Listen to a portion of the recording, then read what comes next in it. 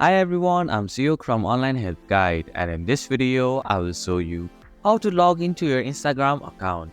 Accessing your account quickly ensures you can stay connected with your friends and followers. So, let's get started on how to log into your Instagram account.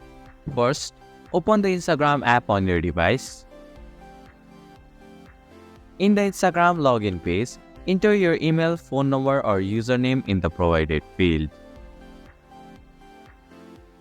Then, enter your Instagram password.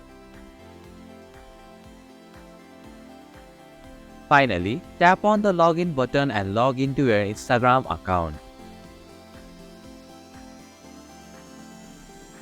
And this is how you can log into your Instagram account. Thank you for watching Online Help Guide. Hope this video was helpful. If it was, then hit the like button and comment down if you have any questions or feedback. Also, if you are new to our channel, please subscribe and hit the bell icon so that you won't miss our upcoming videos.